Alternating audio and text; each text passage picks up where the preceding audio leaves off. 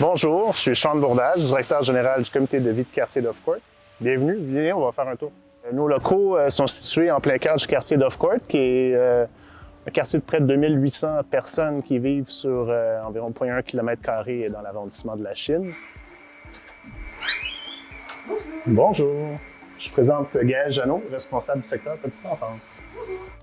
Donc l'espace 0-5 ans est l'endroit où on accueille nos tout-petits, en fait, là, les jeunes de 0-5 ans du quartier qui peuvent être référés par des familles qui donnent un répit aux parents puis leur permettent soit de faire des démarches personnelles ou soit aussi de permettre à les enfants de socialiser avec des enfants de leur âge. Donc suivez-moi vers la chambre sensorielle qui est en fait un lieu à la fois de détente et de stimulation où on peut également faire différentes activités parents-enfants puis travailler justement les routines de vie, les diriger vers le dodo puis justement les stimuler de façon visuelle, au toucher également, et sonore.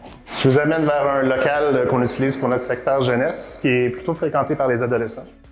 Je pense depuis la moitié des années 2000, on est dans nos bureaux ici dans le 1830 d'Offcourt, mais tout a commencé ici. Donc c'est notre local maintenant qui est vraiment dédié à recevoir les adolescents. C'est dans un cadre qui est plus en retrait, disons, de leurs habitations, qui est un lieu qui peuvent rencontrer leurs intervenants. Ici, on a une intervention spécifique aussi auprès des jeunes adolescents depuis quelques années. Disons que les adolescents et adolescentes se sentent vraiment chez eux ici, c'est leur espace. Souvent, dans le milieu communautaire, on est financé par des projets qui peuvent durer soit juste 1 an ou des fois 2, des fois 3. Mais le partenariat durable avec Centraide nous permet justement de développer une vision long terme du travail qu'on veut faire. Un de nos grands projets qui a débuté en fait pendant l'année de la pandémie, c'est notre ferme urbaine, la ferme urbaine d'Offcourt, où on a converti en fait une parcelle qui était du jardin collectif à un jardin plus de production. Donc on a quand même maintenu l'implication bénévole des gens.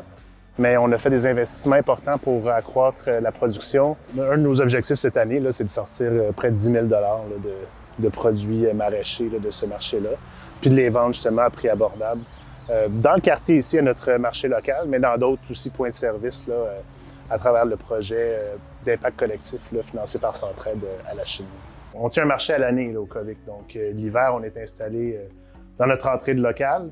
Normalement, en saison estivale, on s'installe à l'avant. Puis on a un projet cette année, en fait cet été, sur lequel on est vraiment excité, qui est l'installation d'un kiosque semi-permanent à l'endroit où on a commencé notre visite à l'extérieur. C'est fait en collaboration avec la pépinière. Puis encore là, c'est Centraide qui nous permet d'avoir cet accompagnement-là et cette matérialisation-là.